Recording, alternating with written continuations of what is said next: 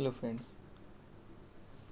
ये आपके आगे में निफ्टी का चार्ट है।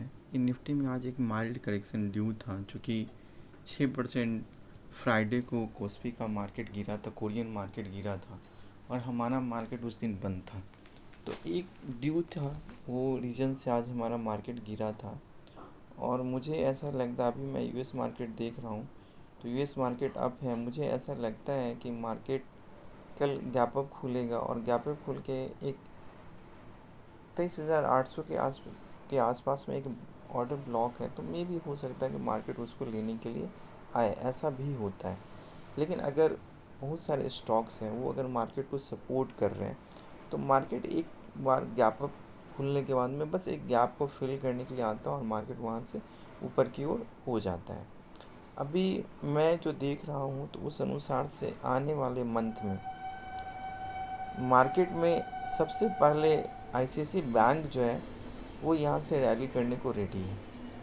और अगर मैं इसका वन डे का चार्ट अगर मैं देख रहा हूँ तो वन डे के चार्ट में अभी ये 2 बार 1400 के लेवल तक गया है और 1400 के लेवल पे ये रुका है।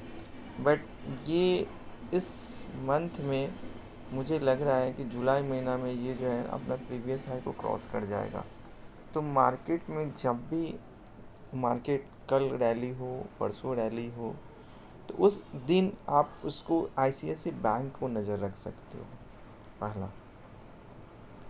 दूसरा जो स्टॉक है वो है इंडस बैंक।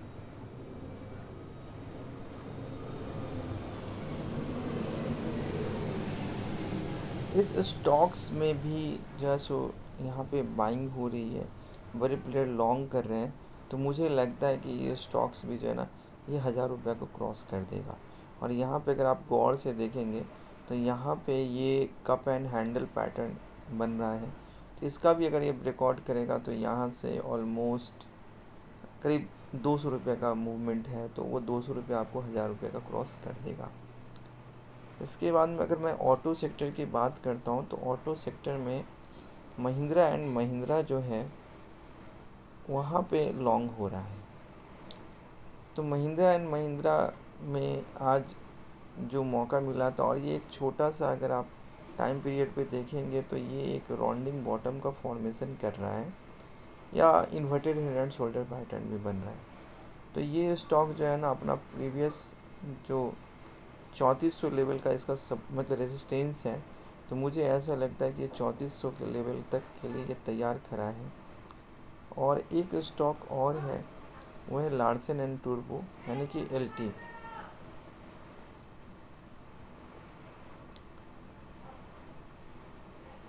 तो लार्सन एंड टूर्बो में भी यहाँ पे लॉन्ग हो रहा है और मुझे लग रहा है कि लार्सन एंड टूर्बो भी यहाँ से 4400 को क्रॉस करने को तैयार खड़ा है।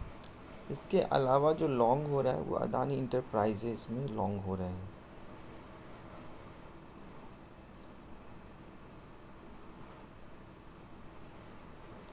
ये वैसे अगर आप देखेंगे तो अदानी इंटरप्राइजेस का ये जो चार्ट है वो एकदम स्टीप चार्ट है। ये कभी भी अपने 20 के लाइन को नीचे नहीं आया और अभी ये 20 के लाइन के आसपास आया है। तो मतलब फिर ये इसमें अपॉर्चुनिटी बन रही है कि आप इसको नीचे में एक छोटा सा स्टॉप लॉस लगा के बाई करें।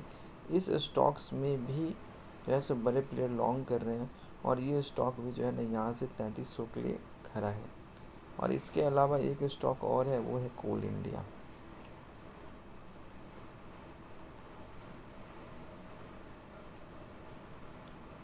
कोल इंडिया आज भी चला था, आज मार्केट में सब गिरावट में थी तो आज ये चला था। तो इस स्टॉक्स में भी लॉन्ग किया जा रहा है। तो ये स्टॉक्स में मुझे लग रहा है कि ये जो गिरावट जो इसमें हुई थी वो 490 रुपये से गिरावट हुई थी, तो ये उस लेवल को क्रॉस कर देगा। मार्केट में नॉर्मली 2 दिन की रैली होती है, वो पहला दिन कोई भी दिन हो सकता है। तो पहला दिन निफ्टी में बैंकिंग, फाइनेंशियल सर्विस ये सब सपोर्ट करते हैं, ऑटो भी सपोर्ट कर सकता है पहला दिन। दूसरा दिन ऑटो, मेटल और बाकी जो आते हैं वो सपोर्ट करते हैं। और तीसरा दिन जो होता है वो कोल इंडिया, पावर ग्रिड, एनटीपीसी ये सब सपोर्ट करता है। तो मुझे ऐसा लगता है कि अभी हम लोगों को अब देखना है कि हमें स्टॉक्स हमने फाइंड आउट कर लिया, तो हमें ये चीज़ पता है कि जब भी मार्केट में लॉन्ग होगा तो उसका RSI 70 प्लस होगा 5 मिनट में। 1 डे में उसका RSI जो होगा वो 55 के एबव अगर सस्टेन करा, तो मतलब ये है कि मार्केट दोनों चीज़ें हमारे कंडीशन से मैच कर रही हैं। तो हमें कुछ नहीं करना है, 5 मिनट में फिर 9 और 20 का EMA लगाना है। पहला जो गिरावट जो आपको मौका मिलता है वो 9:30 पौने 10 बजे में मिलता है, तो उस टाइम में मार्केट 9 के EMA के आसपास आता है और वहाँ से भागता है। फिर दूसरा मौका आपको 11 11:30 बजे के राउंड में आता है, तो उसमें वो 20 EMA को ब्रीच नहीं करता है, तो वहाँ पे दूसरा मौका मिलता है। और तीसरा मौका 1 से 1:30 बजे के राउंड में आपको मिलता है, जब वो 920 EMA के नीचे आ जाता है और कंसोलिडेट करते रहता है, और फिर मार्केट वहाँ से भागता है। तो मुझे लगता है कि जब इतनी सारी नॉलेज आपके पास में है तो हड़बड़ाना किस चीज़ का है। और निफ्टी लोगों को रिसर्च करने का जो आदत होता है उनको वो ख़राब करता है। निफ्टी पे आप काम करिए, लेकिन आपको ये चीज़ पता होना चाहिए कि मार्केट का सेक्टर कौन सा चल रहा है। जैसे आज मार्केट में कोई सेक्टर नहीं सपोर्ट कर रहा है, तो निफ्टी में 50-100 पॉइंट की गिरावट होना आम बात है। अगर कल को निफ्टी को रिलायंस सपोर्ट कर रहा है, बैंकिंग सपोर्ट कर रहा है, ऑटो सपोर्ट कर रहा है, तो 100, 200, 300 पॉइंट चलना आम बात है। तो तब हम निफ्टी में काम करेंगे जब उसके सेक्टर वाइज उस अनुसार से पोजीशन बन रहा है, अदरवाइज हम अपने स्टॉक्स पे काम करेंगे। That's all, thank you.